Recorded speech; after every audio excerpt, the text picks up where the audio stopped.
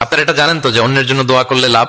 ধরেন যে আপনার এক ভাই দারিদ্রের কষাঘাতে জর্জরিত, টাকা পয়সা না, আপনি দোয়া করলেন যে আল্লাহ আমার ভাইটা আর্থিক সমস্যায় আছে, তার আর্থিক সমস্যা দূর করে দাও। ফেরেশতারা দোয়া করে, আল্লাহ যিনি দোয়া করলো তার যদি আর্থিক সমস্যা থাকে তুমি আগে তার আর্থিক সমস্যা দূর করে দাও।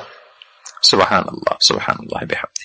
তো এক লোক এই হাদিসের ফজিলত শুনে ইফতারির পূর্ব মুহূর্তে, যেহেতু দোয়া কবুল হয়, তার ওয়াইফ ইফতারি তৈরি করতেছে, এই হাদিসের ফজিলত শুনে এক লোক তার বন্ধুর জন্য দোয়া করতেছে যে আল্লাহ আমার বন্ধুটার তো এখনো বিয়ে হয় নাই, তুমি সুন্দরী রূপবতী একটা স্ত্রীর ব্যবস্থা করে দাও আল্লাহ আমার বন্ধুর। এই দোয়া শুনে তার স্ত্রী তো রেগে মেগে আগুন, সেই ইফতারি টিফতারি রেখে দিয়ে এসে বলে, এই এত বড় সাহস, কি দোয়া করো এসব উল্টা পাল্টা।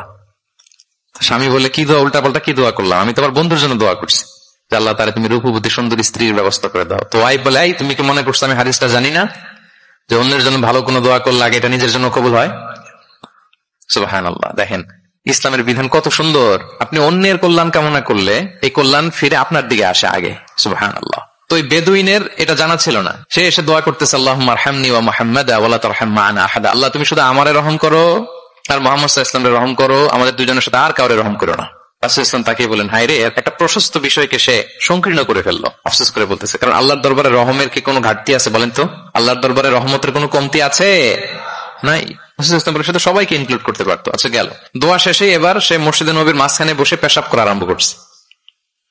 এবার তো সাহাবারা রেগে মেগে আগুন, কি এত বড় সাহস, মসজিদে নবীর মাঝখানে পেশাব, সবাই উদ্ধত হচ্ছে তাকে মারতে যাবে। রাসূল ইসলাম সবাইকে সামলালেন, থামালেন, বললেন রাখো রাখো রাখো, ছাড়ো, আগে সারতে দাও। কারণ কেউ যখন ওয়াশরুম সারে মাঝখানে তাকে ডিস্টার্ব করা যায় না, এটা তার ক্ষতি হবে। রাসূল ইসলাম বললেন রাখো, লেট হিম পাস ইউরিন, তাকে কাজ সারতে দাও। সে কাজ সারলো। এবার রাসূল ইসলাম বললেন, ও হারিকু আলা বাউলিহি সাজলান মিন মা, তার পেশাবের উপর এক বালতি পানি ঢেলে দাও, দিয়ে ফেললো। এবার রাসূল সাল্লাল্লাহু আলাইহি ওয়াসাল্লাম বললেন, ইন্নামা বুইসতুম মুয়াসসিরিন ওয়া লাম তুবআসু মুআসসিরিন। হে সাহাবারা মনে রাখো, তোমরা সহজপন্থী হিসেবে প্রেরিত হয়েছে, তোমরা কট্টরপন্থী হয়ে পৃথিবীতে প্রেরিত হও নাই। সুবহানাল্লাহ। তাহলে যে কোনো জিনিসের সলিউশন আপনার সহজভাবে করতে হবে, এটাকে জটিল বানানো যাবে না। আমরা অনেক সময় জটিল থেকে জটিল করি। তখন এই বেদুইনকে রাসূল ইসলাম ডেকে বললেন, আচ্ছা তুমি যে কাজটা করলে, মসজিদে নবীর মাঝখানে পেশাব করলে, এটা কি ঠিক হলো? তুমি কি জানো এটা আল্লাহর ঘর, এটা আমাদের মদিনার কমিউনিটির ইবাদতগাহ, এখানে আমরা আল্লাহর ইবাদত করি, আল্লাহর জিকির করি, আল্লাহর কিতাব তেলাওয়াত করি, এটা কি তোমার ঠিক হলো? এইভাবে যখন আদর দিয়ে পরম মমতায় তাকে বুঝিয়ে বলা হলো, সে লজ্জিত হয়ে মাথা নিচু করে ফেললো। সুবহানাল্লাহ। সে রাসূল সাল্লাল্লাহু আলাইহি ওয়াসাল্লামের কাছে ক্ষমা চাইলে।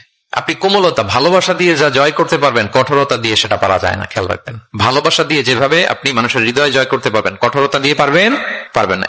এজন্য ইসলাম ফ্লেক্সিবিলিটিতে বিশ্বাস করে। ফ্লেক্সিবিলিটি, লা ইউকাল্লিফুল্লাহু নাফসান ইল্লা উসআহা।